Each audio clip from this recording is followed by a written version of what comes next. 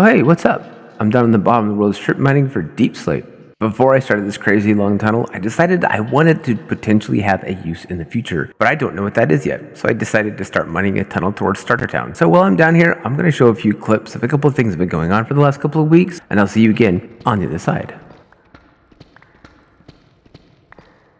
We are at the island just outside of the shopping district. This is a Challengers Guild that has been set up. I've been informed that we can sign up for an adventure, and I'm all about adventure. So somewhere in here, there's a book, and I think Calvin made this. This is definitely screams Calvin. It is beautiful. Guild sign up. To sign up, please place your head on the board. Write in this book with the location you want to be notified as soon as a dungeon is assigned to you. Good luck. It looks like Calvin and Crink have both signed up. I just realized there's another book over here. Challengers Guild info. Below the deepest oceans, above the tallest clouds, yada yada yada. Crown around the corner, raise sword, defeat, become... Okay, signing up, you select to defeat one of the many dungeons that infest the world. Once a dungeon is assigned, it must be completed by the person selected no matter the cost. Certain dungeons require more than one adventure. Upon completing the first dungeon, you become an official challenger and grind to the benefits of the guild. Okay, so those are the rules. And I have signed up with my industrial district because I'm spending more time there than I am in Starter Town these days. And I don't have my head. Don't have a bed, so I can't kill myself to get a head. And there's no anvil to rename anything. So I'm just gonna leave this. And when I get a copy of my head, I will bring it in. But I don't have one on me, and I have no way to get one right now. Second errand I have to run is here at Rockets. He asked if anyone had an extra Heart of the Sea, and I just happened to loot one just very recently. So I brought one. I thought it would be fun to like put it down and name it. Zoom! Because his name is Rocket, obviously. We are back in the shopping district because it's past time I did something I've been needing to do for a couple weeks now. I need to find a place to put up a shop for the Nether. Now, originally, I was going to do it here. So my shops are right next to each other. But I don't know where this came from. I'm going to look around for a little bit and see if I can find somewhere else. You know, I've been wandering around for a few minutes, and I think this is where I'm going to put it. Because it's still really close to my carrot shop, which I actually haven't checked on in like a month because I've not been on. Probably should do that. I think for the moment, I'm going to drop these here. Let's do a quick check on the carrot shop. Oh, wow. But that's not... I'll have to get some more carrots. But hey, 15 diamonds. Not a bad haul. And with that done and put away, it's time I got that shop built.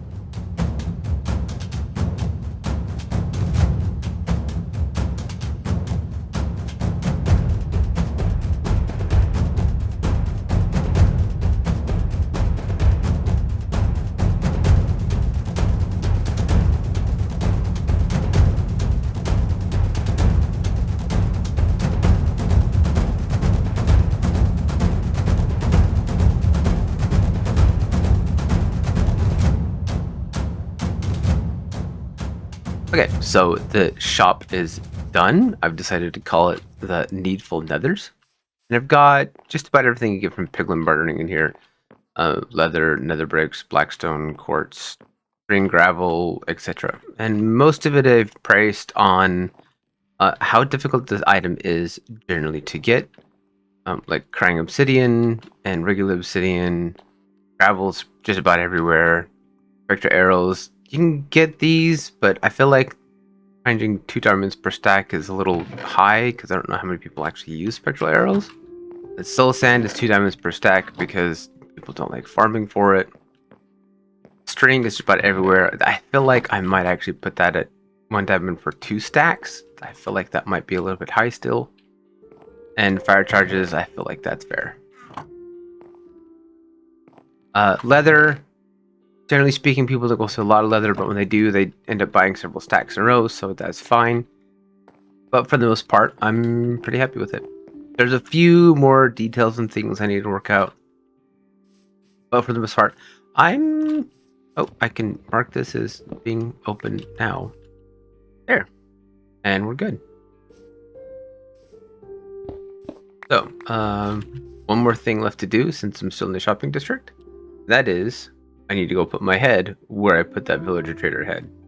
So we are back at the Challenger Hall to put my head where it belongs rather than leaving the wandering villager head. Did he close the interior exit? He did. It used to be right there. All right, through the roof it is. Take down the wandering trader head and put mine up. All right, cool. And with that, we're all signed up. So now let's get back to my industrial area because we have a cathedral to build.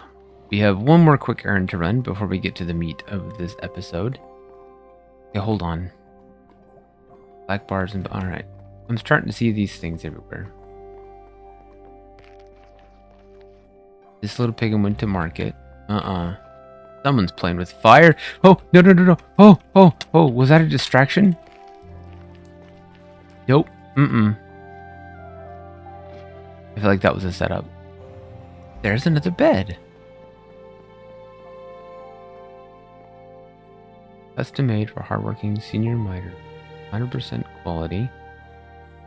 Oh, nope. Bad gas, no donut.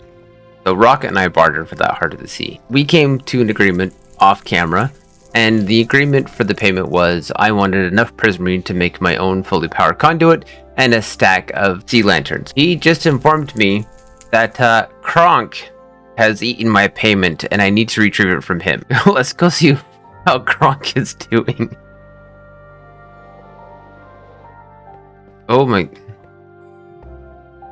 Cheers for the Heart of the Sea payment below. Oh wow. I only asked... Hey, you know what? That was more than I was expecting. And I am not going to say no. Although Kronk now desperately needs to see a dentist. He's got some plaque buildup that is very concerning. It's time to tackle this. I've literally been procrastinating this entire episode because this is big. I do have everything gathered, and it is roughly 27 to 28,000 blocks. But I do have everything for the remainder of it. So, let's get this done.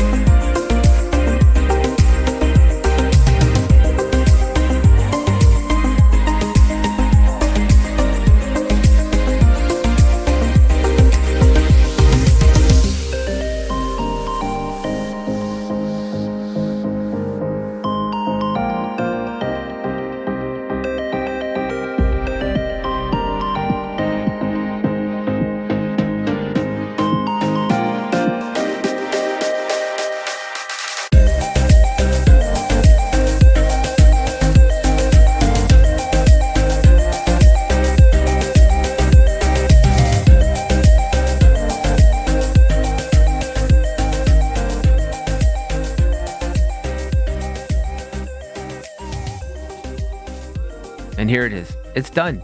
It's finally done. I've turned some shaders on because it looks like something else entirely different with shaders. And it is quite the sight to behold, especially the inside. With the reflective surfaces, it is really, really beautiful. Now, I'm going to have to move the villagers. There's no ifs, ands, or buts about it.